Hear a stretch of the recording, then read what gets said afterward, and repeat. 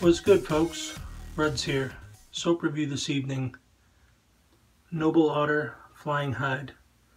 Noble Otter burst on the scene in 2017, making Artisan shave soap and I believe alcohol-free aftershave. Based out of Houston, Texas, he focuses on quality ingredients as well as a flair for wilderness in his scents. I don't see him too much outside of the Reddit community, and that's a shame. I hope to see him used by more wet shavers in the Facebook groups and the YouTube groups, and as well as the Instagram groups going forward. I think he's got some changes coming up that may pique people's interest a little more. You can buy the soap directly from Noble Otter's website, which I'll put a link below for. And you can also find them at maggardrazors.com, and if you're in Canada, Men Essentials. Alright, so Flying Hide is a leather-based scent, as you can imagine, based on the name of the soap. To me, it smells more like worn leather on a ranch, more so than like a soft suede or even a refined leather briefcase. This is a working man's leather scent for sure. The notes are leather, tobacco, bay, and bergamot.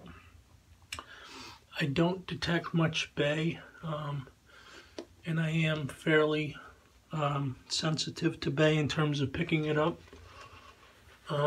I get big leather and then perhaps a touch of the tobacco, and I'd say the bergamot as well is kind of a background note. I don't really pick it up that much. Scent strength on this soap is mid-strong, both out of the container, and it remains mid-strong throughout the lather building process as well as the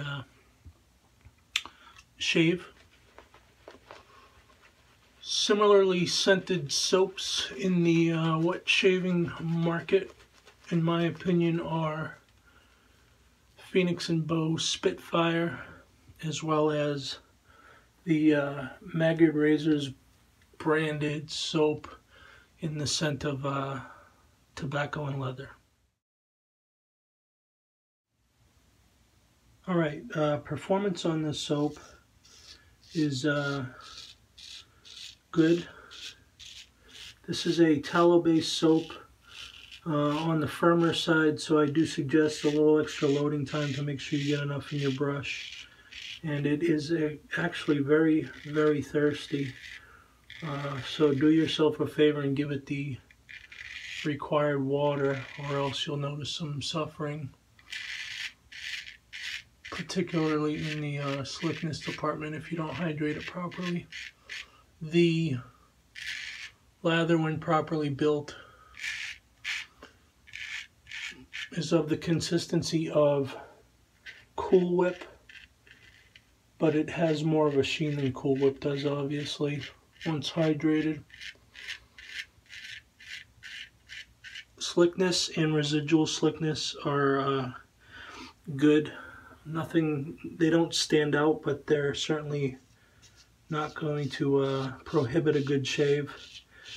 And I found the post shave to be kind of middle of the road, with lumped in with most tallow soaps that do it all but don't stand out. In general, this is an acceptable soap in the middle of the pack. In terms of performance, it really doesn't stand out in any metric, but it does good enough to provide a nice shave. As you can see, I'm having no issues. So all that kind of rounds out to a shave score of 80, which will put it in line with artisans such as the Artisan Shave Shop,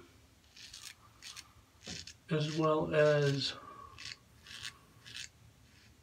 Valobra. Alright folks, we're back with some final thoughts on Noble Otter Flying Hide.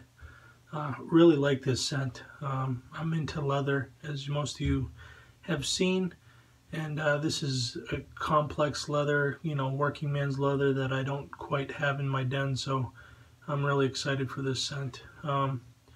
Check out his website. I'm not sure what he's got coming up, but he did kind of hint at maybe new packaging or new formulation or something, because he did put some of his soaps on sale recently. So check out the website below if you're interested.